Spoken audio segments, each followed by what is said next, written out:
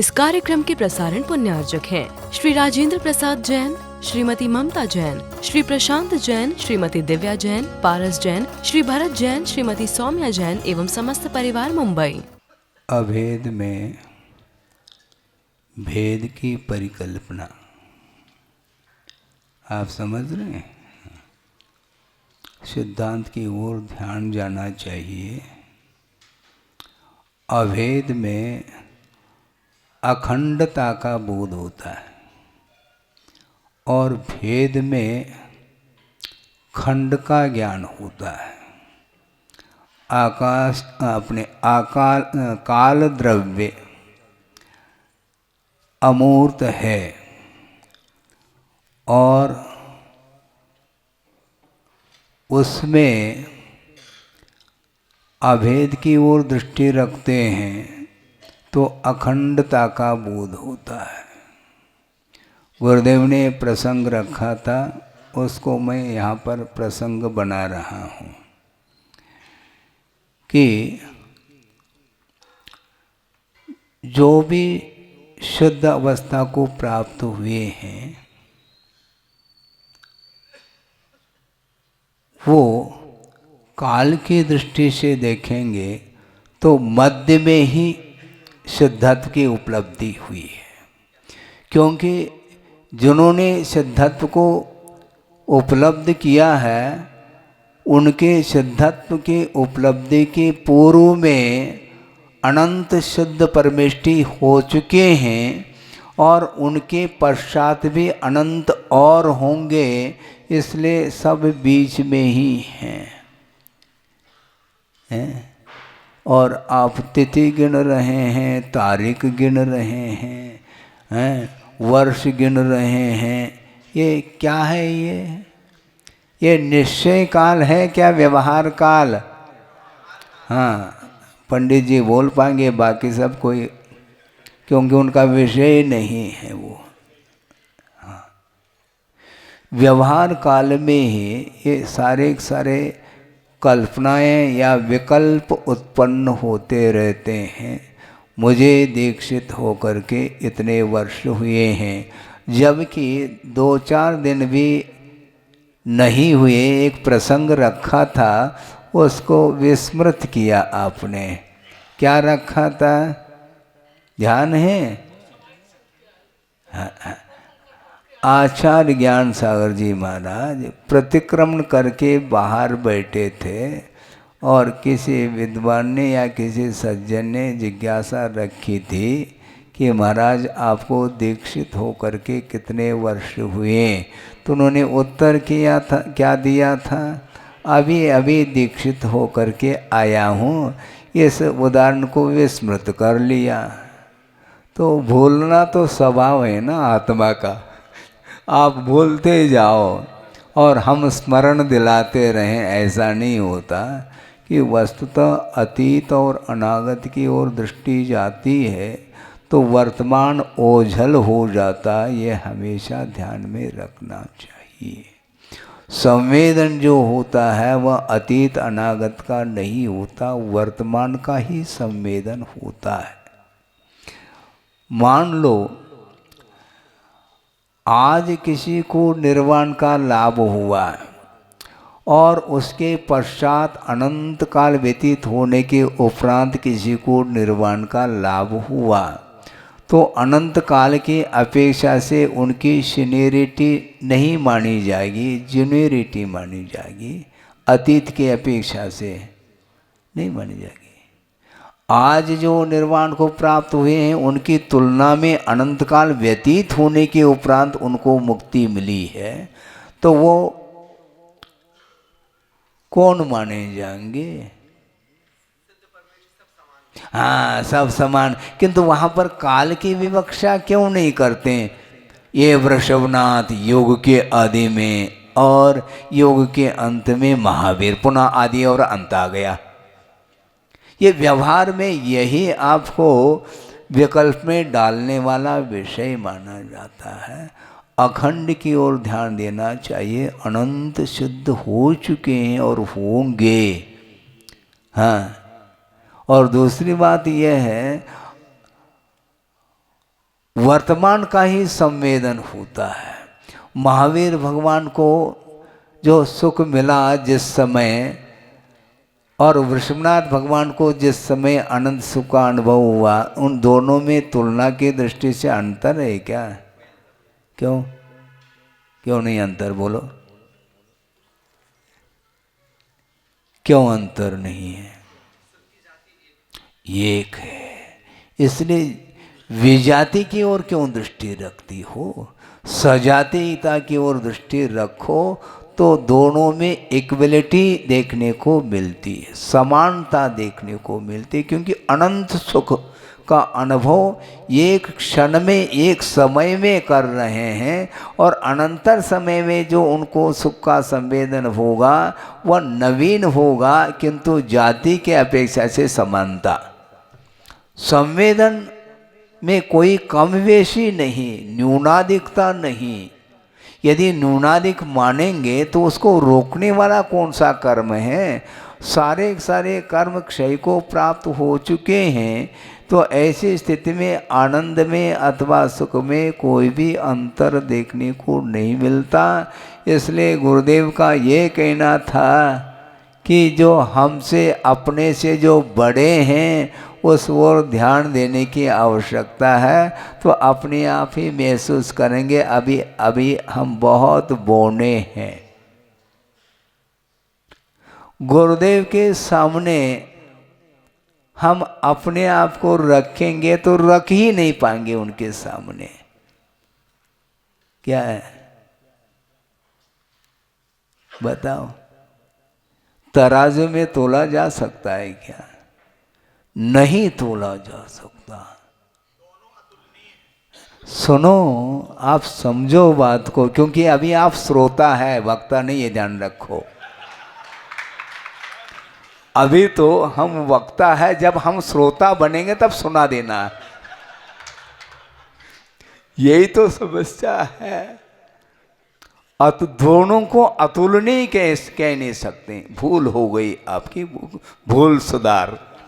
हाँ, पेपर में भूल सुधार निकालना पड़ेगा। गुरु और शिष्य दोनों में समानता संभव नहीं।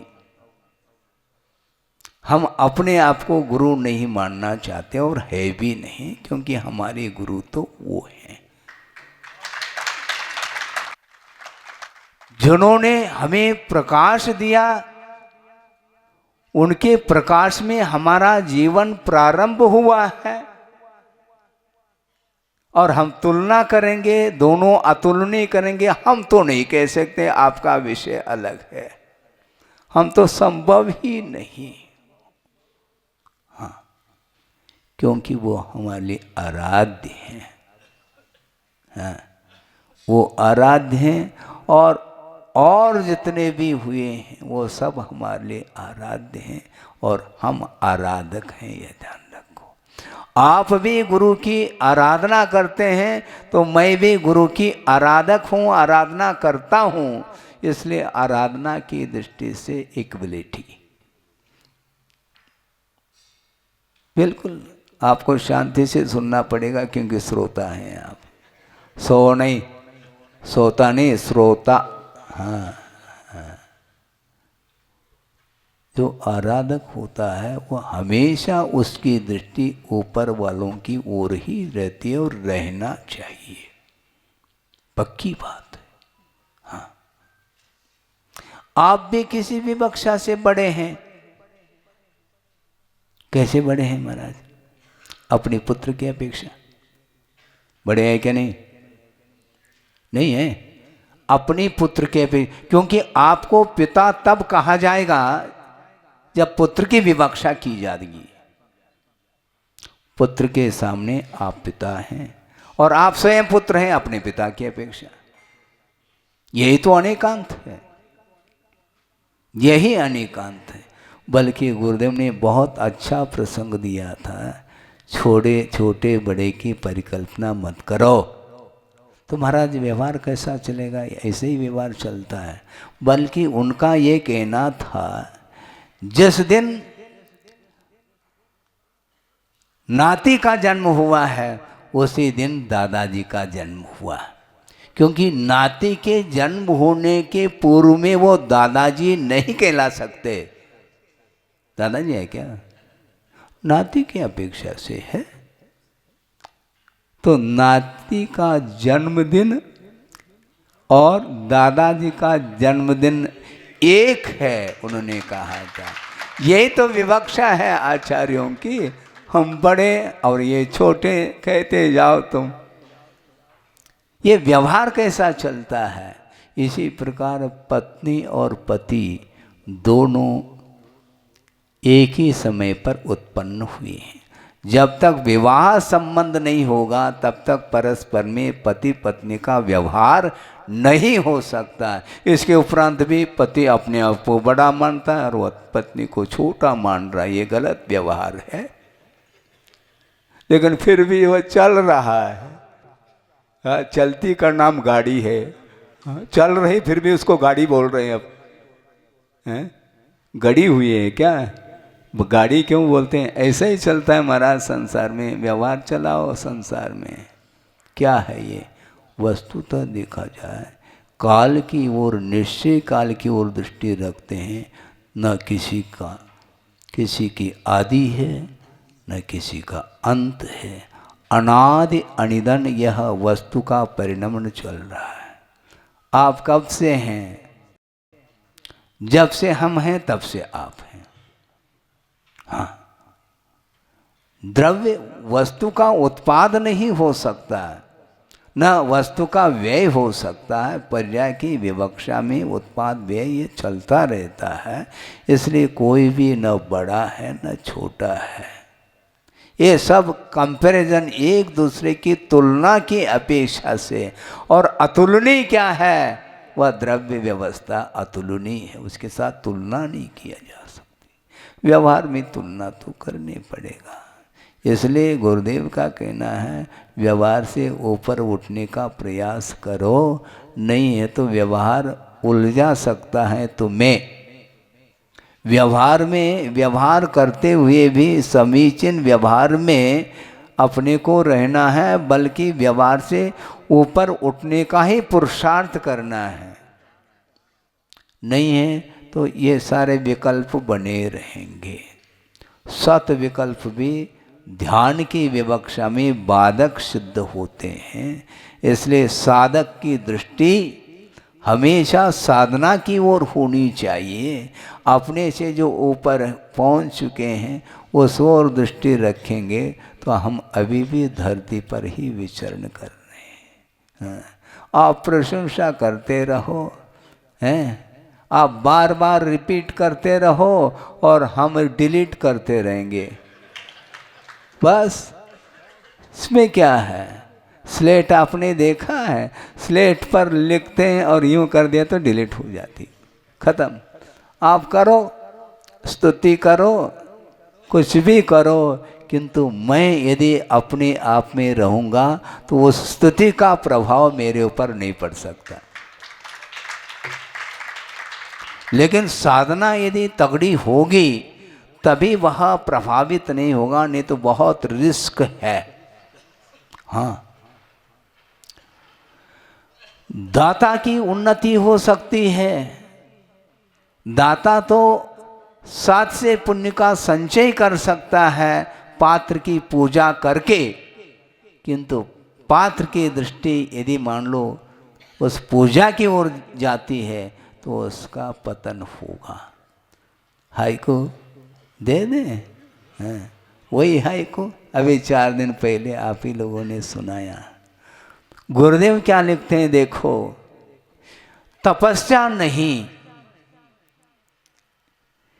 पैरों की पूजा देख आंखें रो रही है। तपस्या नहीं, पैरों की पूजा देख आंखें रो रही हैं।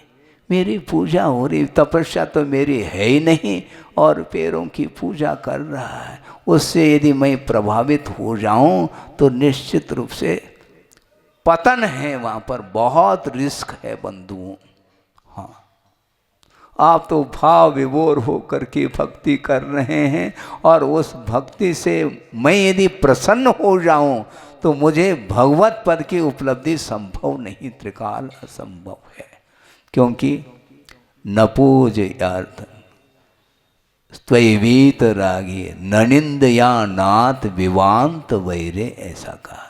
हे भगवान, आपको पूजा से कोई प्रयोजन नहीं और आपको निंदा से भी कोई प्रयोजन नहीं, किंतु भगवान आपके पवित्र गुणों का स्मरण करके हम अपने आप को पवित्र बनाना चाहते हैं, और हमें आप पवित्र बनाइए।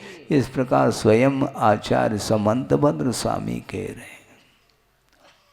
पापों से बचने के लिए प्रभु की पूजा की जाती है। पूजा मुझे प्राप्त हो इसके लिए भगवान की पूजा नहीं की जा सकती। सुना आपने क्या है ये सब है? तपस्या नहीं, पैरों की पूजा देख आंखें रो रही, और स्वयं अनुभव कर रहे हैं आचार्य महाराज, मेरी ऐसी कौन सी साधना है जो अनेक प्रकार के विशेषण जोड़े जा रहे हैं, उन विशेषणों के हम काबिल हैं क्या? इस प्रकार वो स्वयं चिंतन कर रहे हैं। फिर भी आपका कर्तव्य है, आप अपना कर्तव्य करो, ये अलग वस्तु, किंतु उससे यदि वह प्रभावित होगा तो निश्चित रूप से उत्थान नहीं कर पाएगा वो साधक। इसलिए साधक की दृष्टि हमेशा अपने से जो बड़े हैं, गुरु हैं, प्रभु हैं, उस ओर दृष्टि जाएगी तो निश्चित रूप से उनकी साधना वो पवित्र साधना मानी जाती है। इसको बोलते हैं। इसलिए हमें कोई प्रभाव नहीं पड़ने वाला है। श्रोता से यदि वक्ता प्रभावित होने लग गया तो फिर तो भारी आफत हो जाए, हाँ, बहुत समस्या खड़ी होगी। हाँ, इसीलिए अखंड जो अनंत काल से परिणमन जो चल रहा है उस ओर ध्यान देने की आवश्यकता है। शुद्ध निश्चय की अपेक्षा से सारे जीव शुद्ध हैं। इस प्रकार शुद्धत्व की ओर दृष्टि हमेशा अपने को रखनी चाहिए। उसके माध्यम से ही हमारा विकास होने वाला है। अन्यथा ये छोटा और ये बड़ा, बड़ा क्या समझ में नहीं आता। दही वड़ा क्या है वो? खाने का वड़ा नहीं। मैं बड़ा क्या मैं बड़ा? मैं को भूलना चाहिए। गुरुदेव का कहना है मैं को भूलो मैदान में आ जाओ, ऐसा बोलते हैं। अपने आप को भूलना बहुत कठिन है। हम दूसरे को तो भूल रहे हैं, अपने गुरु को भी हम भूल रहे हैं, तो हमारी साधना कैसी हो सकती है? तीर्थंकरों को याद करो, और तीर्थंकर के स्वरूप को बताने वाले जो गुरु हैं उनको प्रतिपल स्मरण करो, तो वो अपने आप समझ में आएगा तो हमारी कौन सी साधना है। जब इतनी साधना करते हुए भी गुरुदेव इस प्रकार हाइकू लिख रहे हैं, वो अपने आप को किस स्तर का मानना चाहते हैं वो ही जाने। बहुत कठिन है। हम और आपके लिए महान हैं, किंतु अपने आप में वो लघु मानना चाह रहे हैं। कितनी विशाल दृष्टि होगी उनकी, क्योंकि वो अपने सामने आचार्य ज्ञान सागर महाराज जी को स्मरण में लाते हैं। आचार्य कुंद आदि महान जो पूर्वाचार्य हुए हैं उनको हर पल स्मरण में लाते हैं, तो महसूस करते हैं हमें अभी बहुत चलना है। अभी कुछ भी नहीं चले अपन हैं। कहाँ पहुँचना है? बहुत लंबा चौड़ा है मोक्ष मार्ग। हाँ, वहाँ तक पहुँचना है, सबको पहुँचना है। बल्कि यहाँ तक गुरुदेव ने कहा था कि मेरी भावना है प्रभु से कि हमसे आप लोग सब मुक्त हो जाओ, हमें कोई बाधा नहीं। क्योंकि हमसे पहले होने से हमें क्या दिक्कत थोड़ी है, हाँ? क्योंकि मुक्ति जो मिलेगी वह भावों से मिलती है। हाँ, जल्दी मोक्ष प्राप्त करना चाहो, हमें कोई आकुलता नहीं, आपको जल्दी मिले ये आकुलता मुझे हो सकती है। कैसी दृष्टि देखो, गुरुओं की दृष्टि, ऐसी दृष्टि रखनी चाहिए, उसके माध्यम से अहंकार भाव समाप्त हो सकता है। नहीं है तो मैं बड़ा मैं बड़ा मैं बड़ा, ये सारे सारे अहंकार आ जाते हैं। इसलिए द्रव्य की ओर दृष्टि रखने का हमें पुरुषार्थ करना है। चींटी बहुत छोटी है, हाथी बहुत बड़ा है? ये परिकल्पना है, किंतु पर्याय की विवक्षा से छोटे बड़े की परिकल्पना हो रही है। किंतु उस चींटी के भीतर भी वही केवल ज्ञान छिपा हुआ है और हाथी के भीतर भी। दोनों अज्ञानता का अनुभव कर रहे हैं और फिर भी हम छोटे बड़े की परिकल्पना कर रहे हैं। ये सब क्या है? इससे अपने आप को ऊपर उठाना है। वस्तुतः जीव का क्या स्वरूप है, स्वरूप की ओर दृष्टि रखो तो सारे सारे पर्याय गौण हो सकती हैं। स्वरूप की ओर दृष्टि रखना है तो आत्मा का स्वरूप क्या है? आत्मा का स्वरूप वह इंद्रियातीत स्वरूप है। आत्मा का इंद्रिय के माध्यम से आत्मा ग्रहण करने में नहीं आ सकती। शुद्ध परमात्मा तत्व, वैभाविक पर्याय तो पकड़ में आती हैं, किंतु वैभाविक पर्याय है, शुद्ध परमात्मा तत्व कभी भी इंद्रिय का विषय बन नहीं सकता। तो ऐसी स्थिति में मैं गोरा और ये काला शुरू हो गए। ये सब क्या है? किसकी परिणति है? द्रव्य की परिणति नहीं है। लेकिन उस ओर ध्यान ही नहीं जाता। जाता है कभी? जाना चाहिए। जो भी दिख रहा है वो सब पौद्गलिक, मटेरियल ओनली। सर्वम इदम पौद्गलिकम, सारा सारा दृश्य पौद्गलिक है। क्योंकि जो स्वभाव रूप में परिणमन करने वाला द्रव्य होता है वह कभी भी इंद्रिय के द्वारा ग्रहण करने योग्य नहीं हो सकता। इसलिए वस्तुतः साधक उसी को बोलते हैं, साधना में रत रहता है। अभी कुछ ही दिन पहले कहा था, छात्र एमए का भी छात्र है और नर्सरी भी छात्र ही माना जाता है। एमए का छात्र क्या प्रोफेसर हो गया क्या? नहीं, संभव नहीं है, वो भी छात्र ही है। अब वह बहुत सारे कक्षाओं को पार कर चुका है, ये अलग वस्तु, किंतु वर्तमान में उसकी श्रेणी भी छात्र के रूप में ही आती है। इसलिए हम भी आराधक हैं और आप भी आराधक हैं। हाँ, आरती हमने सुनी थी, आप ही लोगों ने करी थी। क्या आरती? हम भी करें, तुम भी करो, गुरुवर की आरती। तो हम भी आरती कर रहे हैं, आप थोड़ी कर रहे हैं आरती खाली हैं। हमारी आरती अलग है, हाँ, देखने में नहीं आती, ध्यान रखो। आपकी आरती बुझ भी सकती, मेरी आरती बुझने वाली नहीं।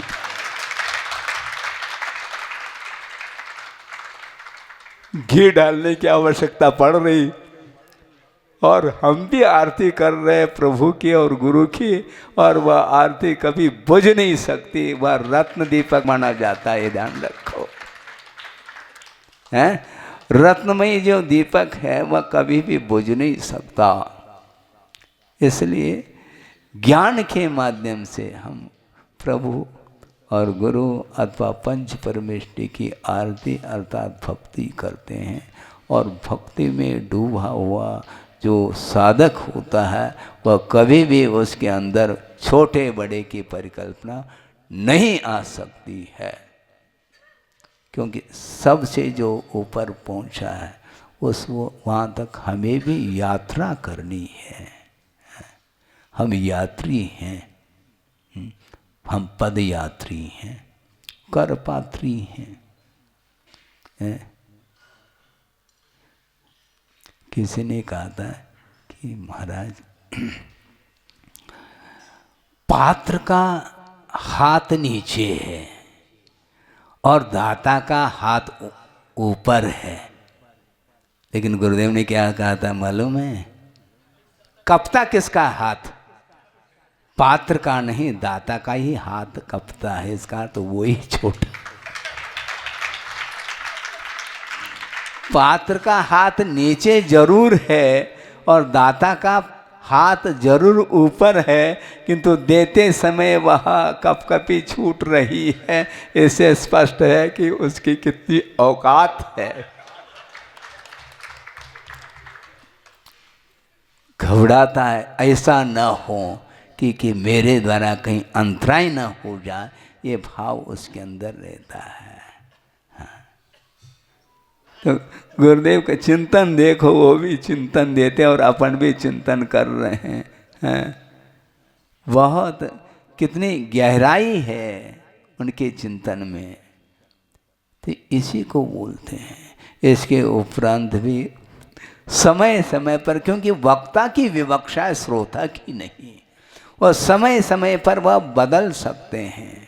विवक्षा को भिन्न भिन्न विवक्षा बना करके ही वो उपदेश देते हैं। हमेशा एक सा उपदेश नहीं होता, पात्र को देख करके ही उपदेश दिया जाता है, अन्यथा निश्चित रूप से उस उपदेश का दुरुपयोग हो सकता है। इसलिए अनेकांत का आलम्बन लेकर के पिता को हम बड़े रूप में भी स्वीकार कर सकते हैं और छोटे रूप में भी स्वीकार कर सकते हैं। ये विवक्षा है। इसलिए समय आपका हो रहा है, आधा घंटा तो निकल गया अपना। ऐसे ही तो करेंगे, हमारे लिए आप ही लोगों के माध्यम से मैटर मिलता रहता है। हाँ, आप लोगों के माध्यम से उदाहरण भी मिलते रहते हैं। हम जो है ना फ्री में बोल रहे। हाँ, बिल्कुल बहुत कठिन है, ये समझना बहुत कठिन है। हाँ, एक सज्जन ने यहीं पर सतना में ही सुनाया था, हमें भी हंसी आ गई थी। मनोरंजन उन्होंने किया था कि टीचर छात्र को पढ़ा रहे हैं, ट्यूशन लिया जा रहा है, कोचिंग बोलते जो भी बोलो, और पढ़ाते समय एक छात्र से वह 500 रुपये ले रहा है और दूसरा छात्र है उससे 1000 रुपये ले रहा है। ऐसा क्यों? इसमें क्या रहस्य है? दोनों छात्र एक ही कक्षा में पढ़ रहे हैं और एक छात्र से वह 500 रुपये ले रहा, दूसरे से 1000 क्यों ले रहा है? उत्तर दो। उन्होंने उत्तर ये दिया कि 500 रुपये इससे इसलिए ले रहा हूँ क्योंकि इसका स्लेट खाली है और जिसका स्लेट भरा हुआ है इसको पोंछ करके फिर भरना पड़ता है, इसलिए 1000 रुपये मैं ले रहा हूँ ऐसा का। अब सोचो विचार करो, हैं? आप लोगों का यदि स्लेट खाली है तो जल्दी भर सकता हूँ मैं, नहीं तो पहुँचना पड़ेगा। फिर पुराने जो संस्कार हैं उनको दूर करना पड़ेगा, और जो यथाजात बालक आते हैं ना उनको पहुंचने की कोई आवश्यकता नहीं। हाँ, आपके गोद में जो छोटे छोटे बालक हैं ना उनको बहुत अच्छे से हम पढ़ा सकते हैं पट्टी, आप लोगों को नहीं, क्योंकि आप लोग, हाँ, आप लोगों का जो स्लेट खाली नहीं है, भरा हुआ है, इसलिए पहुंचने के लिए श्रम करना पड़ता है, इसलिए 1000 रुपये चाहिए। हमें हंसी आ गई थी, उन्होंने सोचा था कि ऐसा क्यों बोल रहे हो। उसका अर्थ उन्होंने ये बताया कि महाराज इसमें रहस्य ये है। हमने सोचा हमारे लिए तुम्हारे द्वारा उदाहरण मिल गया, हम भी सुना देते हैं सभा में। ये स्थिति है, क्योंकि अनादिकालीन जो मोह के संस्कार हैं उनको दूर किए बिना वह सम्यक ज्ञान दिया नहीं जा सकता। बताओ। हाँ, आप दीवाल रंग रोगन करते हैं दीवाल, किंतु पुराना जो है उसको निकालते हैं खरोंच खरोंच करके, हैं? क्या बोलते हैं आप लोग, खाने की चीज़ भी होती हुआ खुरचन है, उसको खरोंच खरोंच खरोंच करके उसको निकाला जाता है। वो खुरचन के वो क्या है, वो मलाई अलग है और खुरचन अलग है। हाँ, इसलिए खरोंच खरोंच करके वो पुराना जो रंग है उसको निकालना पड़ता है। उसी प्रकार अनादिकालीन जो खुरचन है, मोह रूपी खुरचन, उसको खरोंच खरोंच करके निकालना पड़ेगा। मेहनत ज़्यादा होगी, इसलिए 1000 रुपये लेना पड़ता है। हाँ, और पुराना यदि कोई रंग नहीं चढ़ा है तो निश्चित रूप से उसके ऊपर बहुत अच्छा रंग चढ़ सकता है। हाँ, क्योंकि जो यथाजात होता है वो कोरा स्लेट है, बहुत एक ही बार में वह स्वीकारता है। क्यों ऐसा नहीं बोलता वो, क्योंकि मालूम नहीं उसको क्यों का अर्थ ही नहीं मालूम उसको। एकदम जैसा कहते हैं वैसा वह स्वीकार करता है। इसी को यथाजात शिशु बोलते हैं, और साधु के लिए भी यथाजात बालक की उपमा दी है। जैसा भीतर परिणाम है वैसा बाहर रहता है। इसको बोलते हैं सरलता। सरलता मोक्ष मार्ग में आर्जव धर्म की उपासना जो करता है उससे बढ़ करके और कोई भी दिन दुनिया में सरल व्यक्ति नहीं है।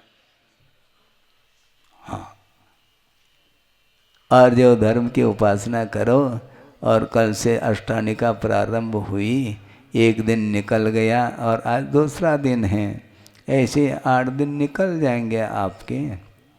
किंतु प्रतिपल जो है ना भगवान की स्तुति करिए आप, उसके माध्यम से ही पुराना जो कुछ भी संस्कार है, मोहजन्य संस्कार, वह धुल सकता है। उसको धोना चाहो तो मल को धोने के लिए जल का उपयोग किया जाता है। उसी प्रकार पाप रूपी मल को धोने के लिए पुण्य रूपी जल का ही आलम्बन लिया जाता है। हैं? ताली बज रही है आगे भी और पीछे भी। हैं? पुण्य रूपी जल है, एकदम निर्मल। हैं? हाँ, भावों की निर्मल सरिता में अवगान करने आया हूँ। आप लोग डेली पढ़ते हैं और हम सुनते जरूर हैं। वो निर्मल परिणाम निरंतर हमारे बने रहें, और उसके माध्यम से ही ये सारा जो अहंकार आदि भाव है, कालुष्य भाव है, वह सब समाप्त हो सकता है। मन यदि कलुषित होता है तो इसी प्रकार के जो विपरीत जो परिणाम हैं, उन परिणामों के द्वारा ही मन हमेशा मलिन रहता है। मन को निर्मल बनाने के लिए अन्यत्र नहीं जाना, किंतु जो आत्मा में शुद्ध परमात्म तत्व में जो अवगान करता है, डूबता है, तो उसे क्यों निर्मलता मिल सकती है? डूबना चाहिए। किसमें डूबना है?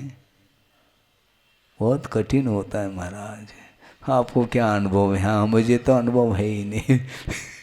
किसी ने कहा महाराज पसीना पसीना करना पड़ता है, रात दिन एक करना पड़ता है, तब हाँ द्रव्य संचित होता है, और आप दान की बात करते हो। करूँगा तो सही है, क्या बात हो गई? क्योंकि उसके माध्यम से पुण्य का संचय। दाता और पात्र दोनों के ऊपर अनुग्रह हो रहा है, ध्यान रखो। दाता के द्वारा पात्र के ऊपर भी अनुग्रह हो रहा है। तो पात्र के लिए क्या अनुग्रह हो महाराज? दाता के द्वारा तो ज्ञान सम्यक ज्ञान आदि अभिवृद्धि, ऐसा कहा। आपके उस दान के माध्यम से रत्नत्रय में विकास होता है और स्वयं के लिए क्या अनुग्रह होगा? पुण्य संचय, ऐसा कहा है।